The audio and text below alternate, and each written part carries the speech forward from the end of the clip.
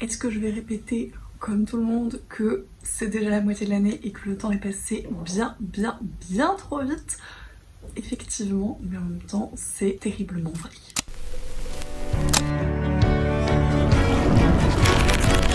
Bien bonjour, j'espère que vous allez bien.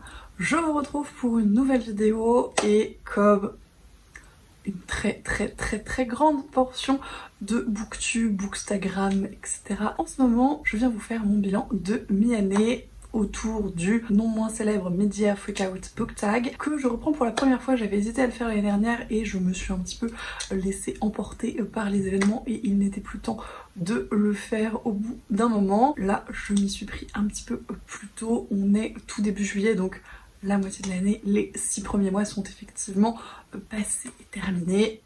C'est allé extrêmement vite. Je n'ai rien vu passer et 2023 est en train de me rouler littéralement dessus, mais que voulez-vous, c'est la vie. J'ai l'impression que plus ça va, pire c'est. Je pense que c'est l'âge. Bref, c'est la deuxième fois que je tourne cette vidéo. Comme la précédente que vous avez vue samedi, mes achats livresques du mois de juin. Je vous ai déjà fait ce bilan, mais pour une raison obscure, le micro avait décidé de faire des siennes et c'était absolument horrible à entendre. Donc je ne pouvais pas monter et publier ça. Je recommence donc cette vidéo parce que j'ai vraiment très envie de la faire. En plus, j'étais pas forcément ravie de la façon dont ça a tourné, donc finalement c'est un mal pour un bien. Je vais essayer d'être mieux aujourd'hui, on va voir. Toujours est-il que c'est un tag que j'ai vu beaucoup passer en ce moment et que j'aime beaucoup. Il y a l'air d'avoir plein de versions différentes et les gens choisissent un peu les questions qui les intéressent, donc c'était aussi bien que j'ai un petit peu de délai parce que comme ça j'ai vu pas mal de vidéos et j'ai pioché des petites idées à droite à gauche pour faire ma petite tambouille. On va voir ce que ça donne, mais j'espère que ça va vous plaire dans tous les cas. La première fois que j'ai fait ce tag, j'ai déplacé tous les livres pour vous les montrer un par un en physique. Et autant vous dire que je n'ai pas réussi à me restreindre à un livre par question, donc il y en avait beaucoup.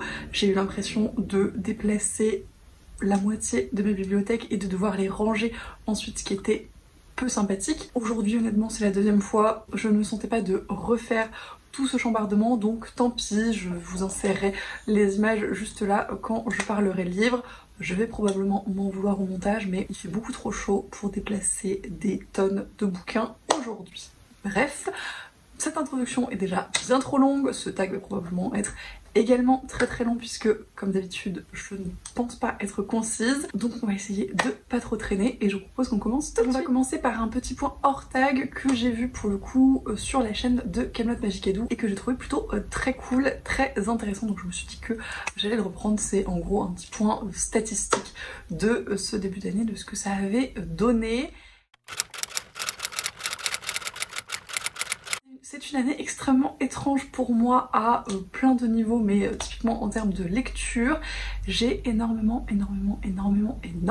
lu ces 6 premiers mois de 2023, puisque d'après Booknode où je répertorie toutes mes lectures, j'ai lu pas moins de 152 livres, ce qui m'étonne autant que vous, je pense. Je ne m'étais pas rendu compte que mon rythme avait été aussi important. Il est vrai que j'ai fait plein de vidéos dernière lecture, des challenges, des machins, mais je ne m'étais pas rendu compte que c'était à ce point. Et je ne sais pas si ce sera aussi important en fin d'année, je ne sais pas si c'est souhaitable non plus. Je pense que je verrai à la fin de 2023 quel impact ça a eu sur moi, tout simplement, ce rythme de lecture, et je vous en reparlerai à ce moment-là. Pour l'instant, je suis en train de process l'information et de voir ce que ça va donner ensuite, mais je vous la donne quand même. Et c'est heureux finalement que j'ai lu autant de livres que ça parce que j'en ai acheté pas mal également. Souvent c'est assez lié chez moi globalement. J'ai acheté, ou en tout cas reçu, donc c'est les livres qui sont arrivés dans ma palle, 156 volumes depuis donc le 1er janvier et jusqu'à fin juin, ce qui est également énorme, on est d'accord. Après, encore une fois, j'ai reçu un certain nombre de choses. Je vous renvoie à mes achats livresques du mois de juin. Vous allez voir un petit peu de quoi je parle. Donc bon, c'est pas que mes achats personnels, j'ai reçu quelques services presse de maisons d'édition également, même s'il n'y en a pas énormément. C'est toujours ça de prix, mais effectivement ça fait beaucoup. L'avantage c'est que du coup, il n'y a pas un trop gros différentiel entre mes achats, réceptions diverses, arrivées en palle, effectifs, et les livres que j'ai lus. Il y a 4 livres en trop, ça me paraît tout à fait raisonnable et ça me conforte dans l'idée que mon rythme d'achat est pour l'instant équivalent à mon rythme de lecture, ce qui est l'objectif globalement pour pouvoir faire une rotation dans ma pile à lire. En parlant de pile à lire et d'achat, sur ces 156 livres arrivés dans mes bibliothèques, j'en ai d'ores et déjà lu 100 tout rond. En tout cas, j'en avais lu 100 à la fin juin, ce qui est à peu près les 2/3, ce que je trouve encore une fois tout à fait raisonnable. Ça me permet vraiment de faire une rotation avec ma pile à lire. Ce qui me chagrine un petit peu, c'est que du coup j'ai probablement un peu moins lu de mes achats de 2022 et je vais essayer, je pense, de redresser la barre à ce niveau-là fin 2023, mais on va voir ce que ça donne.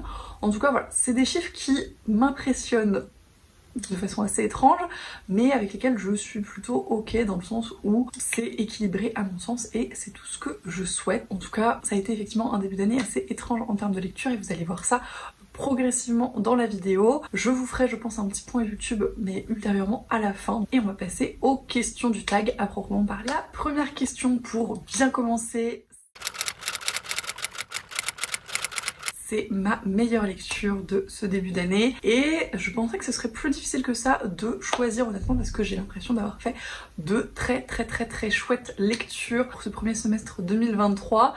D'ailleurs ça a été difficile plutôt de faire une sélection globale pour cette vidéo, mais la meilleure lecture s'est détachée assez facilement et c'est La mer sans étoiles de Erin Morgenstern que j'ai lu aux éditions Sonatine et en lecture commune avec Lucie de la chaîne Lucie a lu, qui était une expérience de lecture formidable qu'on a savouré toutes les deux avec un style d'écriture hyper onirique, hyper travaillé, hyper enveloppant, hyper immersif, des personnages que j'ai adoré suivre, un univers qui m'a absolument émerveillée, très magical realism et extrêmement bien travaillé avec plein d'entremêlements d'histoires, de récits, de timelines qui étaient extrêmement bien gérés de la part de l'autrice et qui montrent, je trouve, une maestria assez incroyable.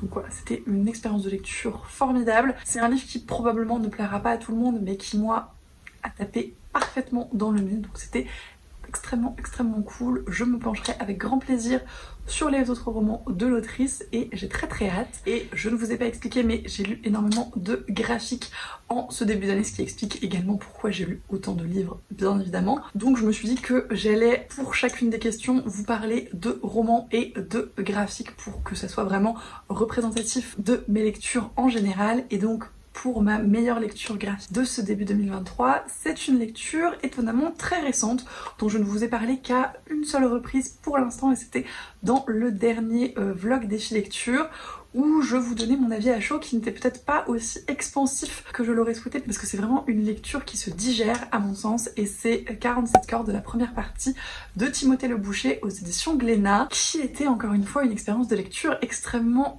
particulière, très étrange, qui flirte à plusieurs moments dans le malsain et avec vraiment une ambiance assez pesante et pas toujours agréable mais extrêmement bien tenue, extrêmement bien réussie et qui finalement me laisse une impression très particulière en tête et en tout cas qui me reste en tête. J'ai des images très précises, des personnages, des regards, des caractères design que je trouve incroyables. J'aime énormément de toute façon le style de Timothée Le Boucher et il a encore réussi à me transporter dans son histoire et encore une fois voilà, comme je le disais, ça a été un énorme coup de cœur, un peu a posteriori mais vraiment, et c'est une histoire très curieuse dont je ne vous parlerai pas plus. Si vous voulez un petit peu de détails sur le scénario, je vous invite à aller voir le vlog des lectures où je le développe davantage, mais voilà, j'ai adoré me plonger dedans sans rien en savoir et je veux vous garder la surprise si c'est ce que vous souhaitez faire également. Toujours est-il que j'ai extrêmement hâte que la deuxième partie sorte pour avoir le fin mot de l'histoire, mais ce premier volume m'a absolument conquis. Pour la meilleure suite de saga lue en ce début d'année, donc la deuxième question de ce tag,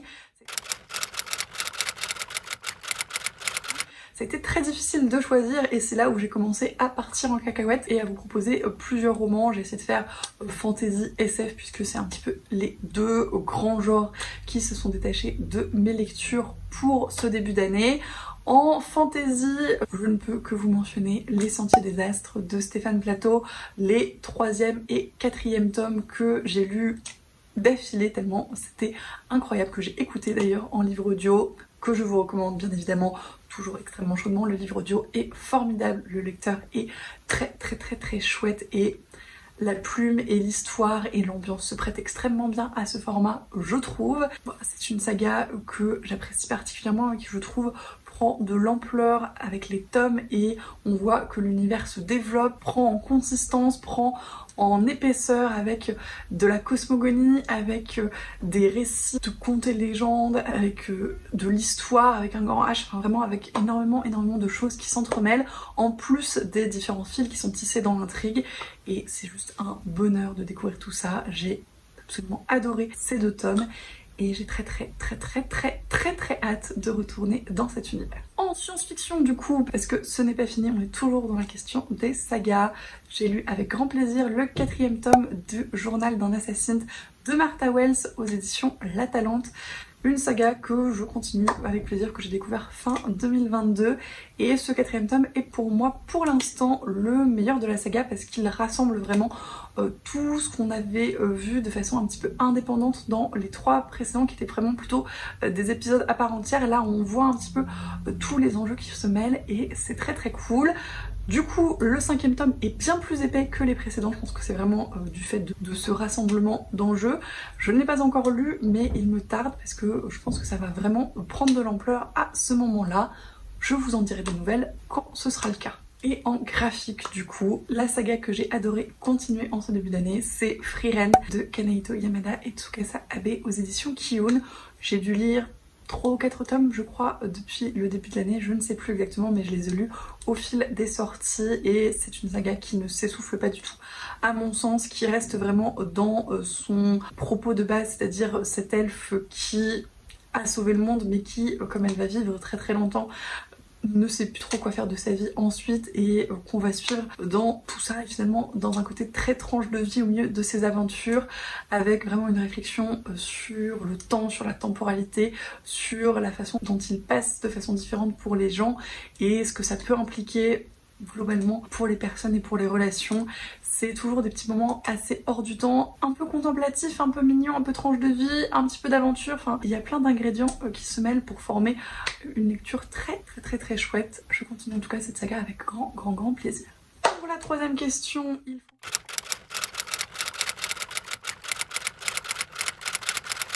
il faut que je vous parle d'une sortie de 2023 qui me tente beaucoup et pour le coup j'étais assez soft. En SFFF, la sortie qui m'intrigue le plus à l'heure actuelle, c'est Du thé pour les fantômes de Chris Vuklicevic qui est publié aux éditions de Noël, qui a une couverture incroyable, sur lequel je ne sais plus grand chose à part qu'il est question de deuil et de salon de thé et de sœurs. Je l'ai offert à Lucie pour notre swap trimestriel tout récemment et je pense qu'on va se le faire en lecture commune incessamment sous peu. Donc je me le procurerai à ce moment-là et j'ai extrêmement hâte de le découvrir. Pour la sortie graphique, c'est une sortie qui pour le coup date de début 2023 je crois, mais que j'ai vu pas mal passer à ce moment-là et qui m'intrigue toujours. Et c'est Fée des 60s, une bande dessinée qui est écrite par June Marrow et Guillaume Makawan. Je sais pas du tout si ça se prononce comme ça, je suis désolée si ce n'est pas le cas, que j'avais vu notamment sur la chaîne des Pépites de Gladys je crois, et qui m'avait pas mal intriguée. J'aime beaucoup le style graphique et ce côté et un petit peu enquête et 60s, ça avait l'air d'un mélange assez intéressant, donc je pense que je ne tarderai plus trop à me la procurer et je vous en reparlerai probablement en 2e partie d'année. Ensuite, pour les livres qui sont à paraître et que j'attends avec énormément d'impatience,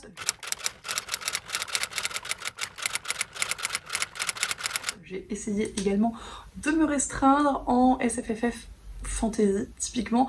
Il y a bien évidemment le 3e et dernier tome de Capitale du Nord de Claire Duvivier aux éditions des Forges Vulcain. J'ai terminé il y a très peu de temps Capitale du Sud de Guillaume Chamanadjian pour l'Explora livre du mois de juin, donc avec Juliette et Lucie. On en a d'ailleurs longuement parlé et j'ai très hâte de voir ce que va donner le 3e volume de Capitale du Nord et si on va avoir toutes les réponses qu'on attend et voilà, quel va être le grand dénouement de ce côté de l'univers de la tour de garde, que je trouve vraiment absolument passionnant et hyper impressionnant dans la façon dont c'est réalisé, donc il me tarde. En graphique, sans grande surprise, le tome 5 de l'Or Olympus de Rachel Smith. J'ai lu le 4e tome en juin dès sa sortie et il me semble que le 5e volume est déjà annoncé pour automne 2023. Je l'espère en tout cas, si ce n'est pas le cas, j'aurai probablement d'autres sorties à me mettre sous la main, mais vraiment celui-ci, je l'attends de pied. Pour la 5e question, ma plus grosse déception de 2023. Probablement pas de grosses surprises puisque j'en ai déjà pas mal parlé. En fantasy, c'est une lecture très récente sur laquelle j'ai un petit peu ragé d'ailleurs. Le premier tome des Sables d'Araroya, Chasseur de flammes de Hafsa Faisal aux éditions de Saxus, que j'avais acheté en relié dès la sortie, que j'avais un petit peu tardé à lire et pour lequel je m'étais motivée à l'occasion d'une lecture commune avant la sortie du second tome, et qui est absolument affreusement traduit. Je n'ai pas d'autres mots et j'en suis absolument navrée, mais à mon sens il y a vraiment de très gros soucis de traduction dans ce roman qui ont fait que je n'ai pas réussi du tout à me plonger dedans et à apprécier ma lecture. Je butais à chaque page sur des phrases qui ne voulaient rien dire, qui ne faisaient pas sens pour moi et c'était vraiment très compliqué. À la demande générale, comprenez celle de Juliette et Lucie, j'ai essayé de trouver des exemples d'extraits à vous montrer et je me suis rendu compte dans la manœuvre que ce qui me gênait particulièrement, c'était que les phrases avaient toujours une construction sujet-verbe-complément anglophone alors qu'elles étaient traduites en français, ce qui pour moi sent la traduction littérale mot à mot à plein nez et ce qui je pense m'a beaucoup heurté dans ma lecture et qui m'a pas mal dérangée. J'ai abandonné à 190 pages et vraiment sans aucun regret tellement la lecture était laborieuse et pénible et je trouve ça vraiment très dommage, d'autant que a priori il a bien plu en VO, donc c'est un peu triste que la traduction le pénalise à ce point. Cela étant dit, même si ça a impacté ma lecture, je pense que dans tous les cas c'était trop young adulte pour moi, trop cliché avec un univers pas assez développé et des personnages beaucoup trop lisses pour que ça soit une grande réussite, mais je l'aurais probablement fini si la traduction ne m'avait pas autant dérangée. Ça conforte mon idée de faire un petit peu plus attention aux parutions de Saxus et à leur traduction avant de me les procurer. On va voir encore une fois ce que ça va donner pour la fin de l'année, mais je pense que ça va un petit peu changer ma façon de consommer leurs livres. C'est un mal pour un bien, on va dire. En science-fiction, j'ai été un peu déçue, en tout cas dérangée par certains côtés, par Fidèle à ton pas balancé de Sylvie Lenné, qui est un recueil de nouvelles de l'autrice sur une trentaine d'années, je crois, de carrière et qui, en termes d'idées, en termes de postulats en SF, était absolument passionnant, mais m'a un peu dérangée dans les personnages et dans leurs relations et dans les partis pris à ce niveau-là que je trouvais assez peu modernes globalement et peu sympathique. Il y a vraiment beaucoup de moments qui m'ont mis mal à l'aise dans les personnages et dans la façon dont ils interagissaient. Donc je l'ai fini, ça a été une lecture intéressante, mais l'impression générale que j'en garde n'est pas très positive du fait de ces personnages globalement. C'est dommage, mais c'est comme ça. En graphique, c'est une petite déception, mais j'ai essayé quand même d'en trouver parce qu'encore une fois, j'ai lu pas mal de graphiques et tous n'ont pas été d'exceptionnelles lectures. C'est Issun Boshi, Le Petit Samouraï de Ryan Lang aux éditions Le Lombard, qui est très joli, mais d'une part qui est en noir et blanc, alors ça j'aurais pu me rendre compte en le feuilletant en librairie, me diriez-vous, alors que je m'attendais voilà, à un peu plus de couleurs au vu de la couverture, et qui d'autre part est assez classique dans la narration, dans le fond et la forme, et ne m'a pas transcendé. C'était efficace, c'était assez convenu, mais sans plus et sans grande originalité du coup, donc c'était une lecture agréable, j'ai passé un bon moment, mais c'était pas transcendant et ça m'a un peu déçue à ce niveau. Pour la question suivante, ma plus grosse surprise de 2023, on va commencer par les graphiques pour changer un petit peu et j'ai été absolument ravie de découvrir les deux premiers tomes de Maléfice de Elsa Bordier illustrés par Sanoé, qui sont deux bandes dessinées que je lorgnais depuis un moment mais que j'hésitais à me prendre et sur lesquelles j'ai fini par craquer et c'était vraiment des lectures absolument formidables. Je les ai vloguées d'ailleurs dans un vlog Readathon de week-end et c'était vraiment tout ce que j'en attendais et plus. Les dessins sont magnifiques, vraiment j'ai été transportée par les couleurs, par la douceur du trait, par les personnages, par les designs de l'univers et de l'ensemble, c'était un plaisir. Et les histoires sont extrêmement cool, on a vraiment ce côté conte et légendes, mythologie avec un foisonnement de créatures fantastiques et à la fois des côtés très modernes avec des relations FF, avec des questions de genre, d'identité, avec des choses qui font plaisir à voir dans ce type de récit plutôt axé jeunesse. Et vraiment, si vous ne connaissez pas ces BD, si c'est des sujets qui vous intéressent, si vous aimez ce genre-là, je vous les recommande extrêmement chaudement. C'était de formidables découvertes. En fantasy, j'ai découvert avec grand plaisir et encore une fois beaucoup de surprises l'Odyssée de Pénélope de Margaret Atwood que j'ai aux éditions Pavillon Poche de Robert Laffont, sur lequel pareil je lorgnais depuis un moment mais qui m'intimidait un petit peu, je savais pas trop ce que ça allait donner et j'étais encore une fois très agréablement surprise par le ton du récit très sarcastique, par l'humour vraiment omniprésent du fait du personnage de Pénélope qui revient sur son histoire et qui prend énormément de recul dessus et qui a vraiment des sorties assez cinglantes parfois mais qui sont très intéressantes à lire. Elle raconte du coup ce qu'a été sa vie après le départ d'Ulysse et à son retour et les conséquences parfois funestes de son retour et qui sont trop mal connues à mon sens, dont personnellement je n'avais pas forcément notion. C'était intéressant, c'était intelligent, c'était bien écrit, c'était hyper agréable à lire, je l'ai dévoré et j'ai absolument adoré ma lecture. Je le relirai avec grand plaisir je pense dans quelques temps pour me réimprégner un petit peu de tout ça et vraiment des tournures de phrases que j'ai absolument adoré.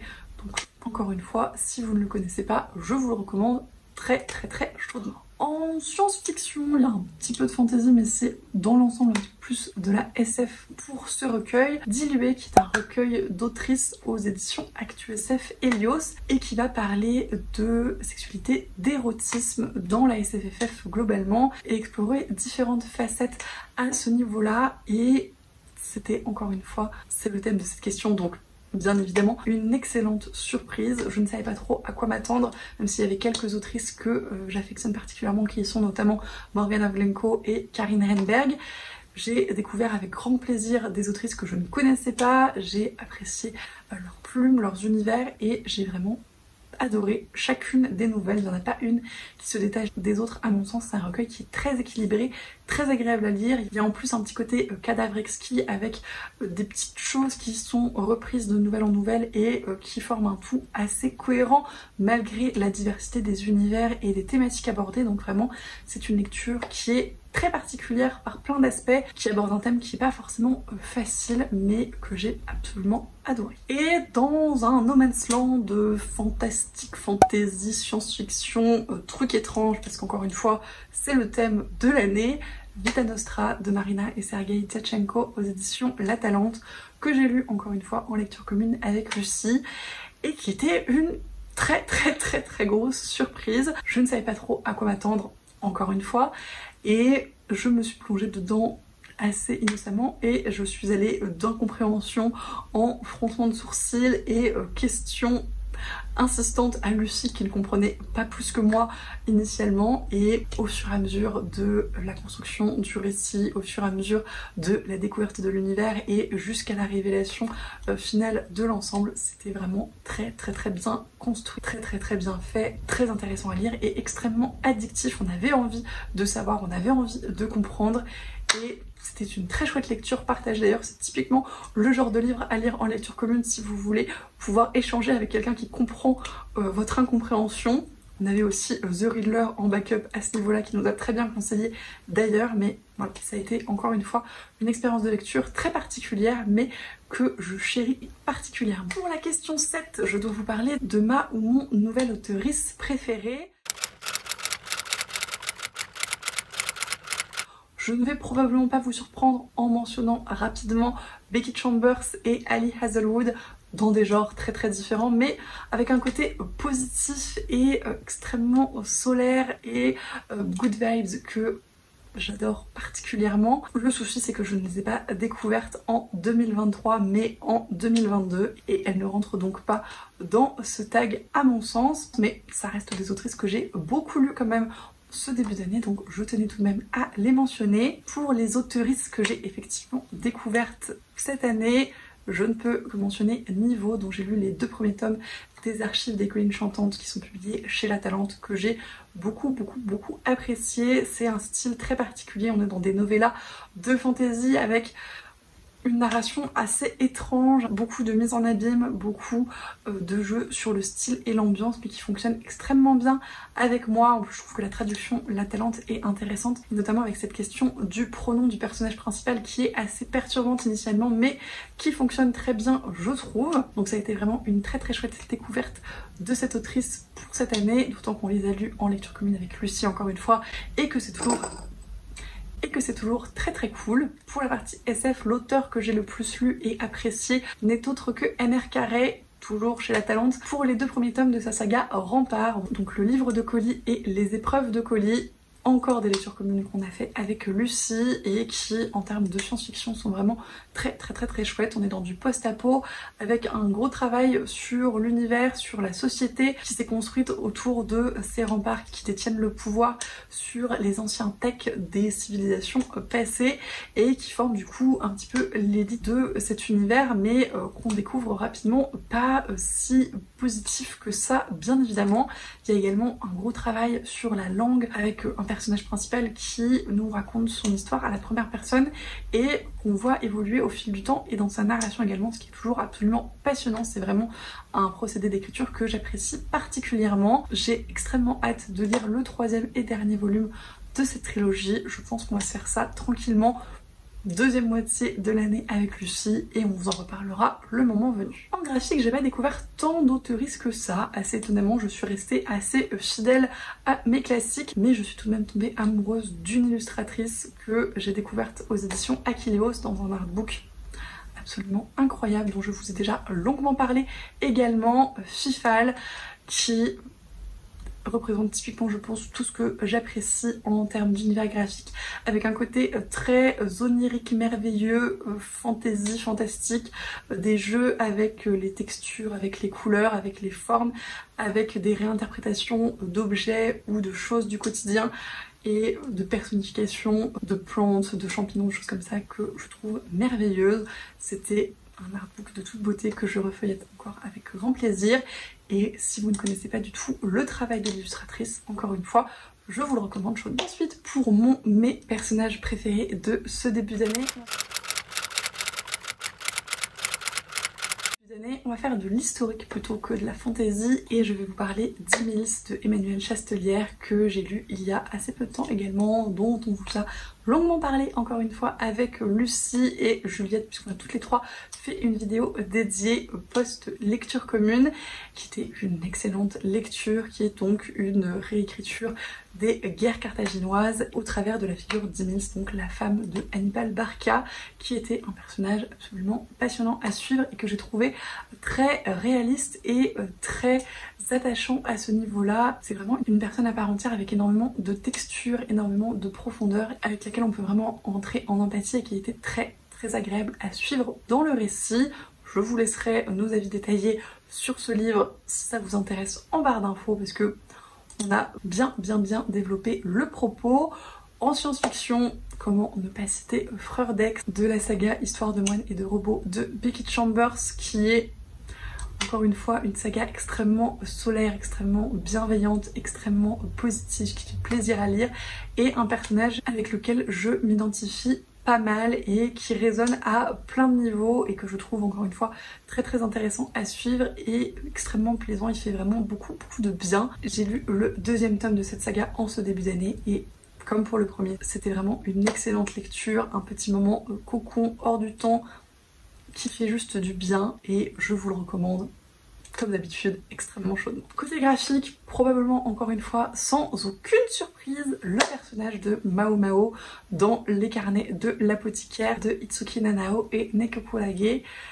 J'aime particulièrement ce personnage qui est un petit peu décalé, un petit peu en dehors de la société, de par son rôle, de par sa personnalité, de par son amour immodéré pour les poisons qui est un petit peu incompréhensible pour le commun des mortels, mais que je trouve très touchant, très drôle, hyper réfléchi, hyper intéressante, qui a vraiment tout un cheminement de déduction qui me fait énormément penser à Sherlock Holmes dans sa personnalité également d'ailleurs, et qui fonctionne très bien avec moi, que je suis avec grand plaisir et j'ai très hâte de continuer la saga. Pour les livres qui m'ont fait pleurer en science-fiction, probablement sans grande surprise encore une fois, Les Archives de l'Exode, le 3e tome des Voyageurs de Becky Chambers, qui est le livre qui m'a fait pleurer le plus vite de tous les livres que j'ai lus en ce début d'année. J'ai la larmichette assez facile globalement, en tout cas les yeux humides assez rapidement, mais alors là vraiment dès les premières pages c'était fini, et du coup ça a continué au cours du récit. À chaque fois qu'on rappelait certains événements, c'était fini, j'avais les yeux bien mouillés. Donc il rentre parfaitement dans cette question globalement, comme pour tous les autres tomes de la saga. Ça a été un extraordinaire coup de cœur, une excellente lecture. Je ne saurais pas vous dire lequel je préfère des 3 que j'ai lus pour l'instant. J'ai très hâte de lire le 4e et malheureusement dernier tome qui m'attend pour l'instant sagement dans ma pile à lire. Celui-là, je vous en reparle assez prochainement. En fantasy, j'ai assez étonnamment d'ailleurs pleuré pour Lavinia de Ursula Le Guin aux éditions La Talente toujours. Je ne m'y attendais pas, très honnêtement. Je pensais bien apprécier le récit, mais je n'imaginais pas que j'allais autant m'attacher aux personnages et être aussi empathique avec eux et aussi vulnérable face à ce qui leur arrive. Et j'ai bien pleuré à la fin, à plusieurs moments d'ailleurs, hein. C'est pas la fin la plus fun de tous les livres que j'ai lus, très clairement, mais c'était une extraordinaire lecture. Encore une très chouette lecture commune avec Lucie, parce que ça a bien marqué mon début d'année 2023, on les a pas mal enchaînés. On a encore une fois fait une vidéo dédiée à cette lecture commune que je vous laisserai en barre d'infos pour toutes les deux. Et c'était vraiment une très chouette expérience encore une fois. En graphique, alors je pleure assez rarement globalement en graphique, je m'en suis rendu compte en essayant de préparer cette question. Mais je pense que je peux twister un petit peu la chose, puisque je suis en train de relire et revisionner en même temps Naruto de Masashi Kishimoto. On se fait ça tranquillement avec The Riddler, même si je suis bien loin devant pour l'animé et qu'elle est bien loin devant pour le manga, comme ça c'est équilibré. Et autant j'ai pour l'instant pas trop pleuré pour le manga parce que j'en suis encore au début, j'ai lu les 3 premiers volumes en version Hokage donc ça va. Autant j'ai suffisamment avancé dans l'anime pour avoir déjà pleuré pas mal, parce qu'il y a des espèces de petits clins d'œil sur des choses qui vont arriver par la suite qui, bien évidemment, m'ont rappelé de mauvais souvenirs et m'ont tiré des larmes, parce qu'il y a des musiques qui résonnent avec des moments atroces ensuite, parce que tout simplement voir des personnages très nuls initialement et savoir ce qu'ils vont devenir ensuite et à quel point ça va évoluer pour eux, c'est toujours un petit peu tire-larme pour moi. Donc voilà, tout ça pour dire que j'ai bien chialé dans mon revisionnage de Naruto et que j'ai hâte de continuer à faire de même pour ma relecture des mangas. Je vous en reparlerai encore probablement dans les mois à venir. Après les larmes, on va parler de livres qui m'ont rendue heureuse et le premier en fantasy qui m'a vraiment mis de bonne humeur et dans une ambiance très cool et qui tient je pense à la fois de sa narration et du ton un petit peu de conte, c'est 13 de la mer émeraude de Brandon Sanderson.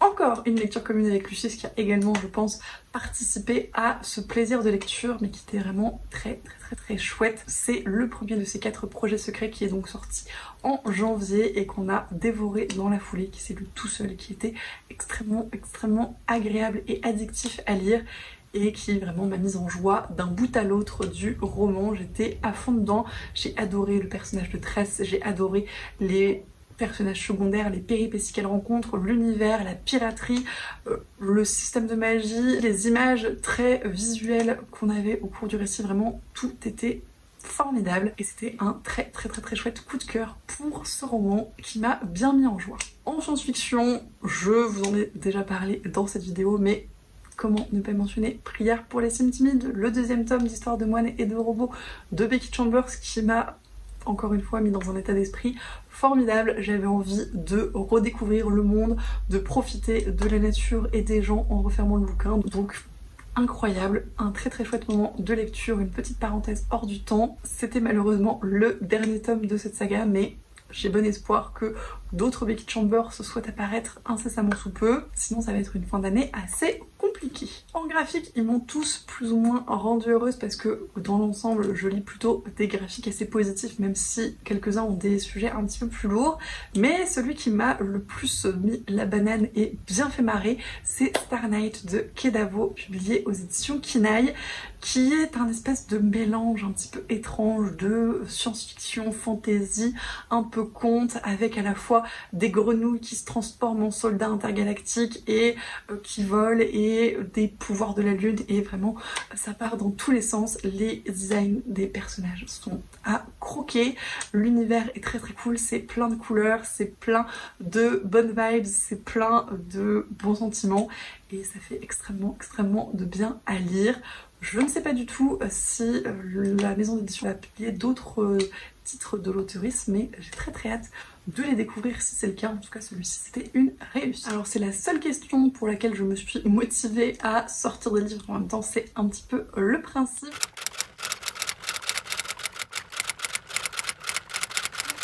En gros, il faut vous montrer les plus beaux livres achetés cette année, donc si je ne vous montrais pas les objets, c'était un petit peu dommage. En premier lieu, est-ce qu'on peut parler de ces beautés chez les Moutons Électriques qui font vraiment un travail éditorial incroyable. Les Flammes de la Nuit de Michel Pagel, avec un jaspage formidable, avec un dos toilé magnifique, avec une quatrième de couverture très jolie, et globalement un objet de livre de qualité. On voit vraiment que tous les détails sont hyper travaillés. De même pour celui-ci, le nouveau cabinet des fées de Louis Batissier, avec un jaspage qui se fond dans les couvertures et qui est très chouette. Toujours un dos tissé toilé, et celui-ci est complètement illustré avec énormément de gravures desquelles j'ai pu profiter pendant ma lecture et qui, je trouve, rajoute encore à la beauté de cet objet de livre. C'était vraiment un très chouette moment dans ce très bel objet et je pense qu'il faut vraiment souligner ce très beau travail. En graphique, globalement, ils sont tous très jolis, mais je pense que celui qui remporte la palme du plus beau livre, c'est Les Sorcières de l'Encyclopédie du Merveilleux de Cécile Romiguière, illustré par Benjamin Lacombe aux éditions Albin Michel Jeunesse. Ça brille, c'est beau, c'est énorme, les illustrations sont magnifiques, mais j'ai envie de vous dire,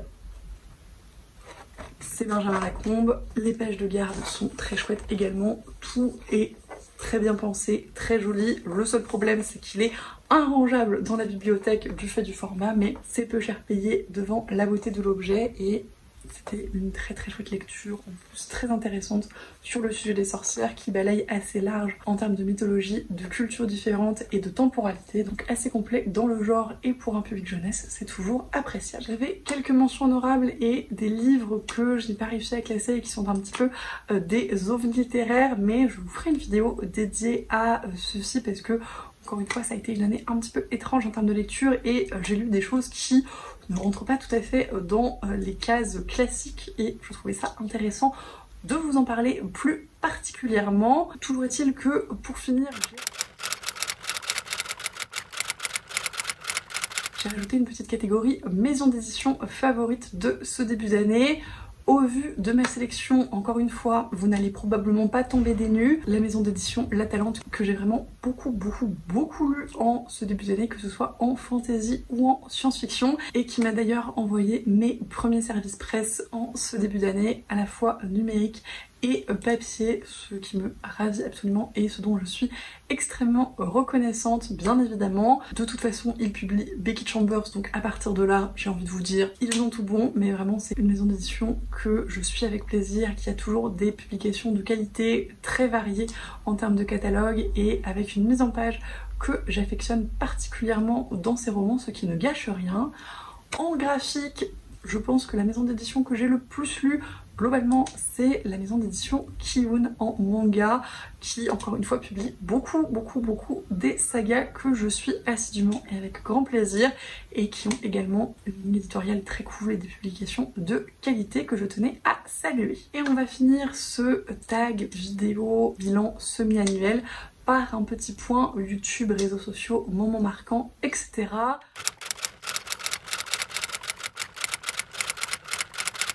Bien évidemment, cette chaîne a été un énorme fil rouge de mon début d'année et d'autant plus dans mes lectures, vous vous en doutez bien. Et ça a été encore une fois une expérience formidable. Depuis mars, il y a plus de 1000 abonnés sur cette chaîne et ça ne cesse de grandir de jour en jour et au fil du temps, et je tenais encore une fois comme toujours à vous remercier pour ça parce que c'est extrêmement plaisant de voir que ce que je fais comme contenu, ce que je raconte même quand je me perds un petit peu, vous plaît, et ça me fait extrêmement plaisir de voir vos commentaires, de les lire, de voir ceux qui commentent systématiquement ou quasiment à chacune de mes vidéos et qui sont toujours là, fidèles au post, pour les vidéos sur Instagram, pour les lives Explora Livre qu'on a continué avec Juliette et maintenant Lucie, et qui sont toujours des super chouettes moments, pour les lives Twitch qu'on a commencé également avec Lucie depuis quelques mois maintenant et qui sont encore une fois d'excellents moments où c'est vraiment très détente, où on discute un peu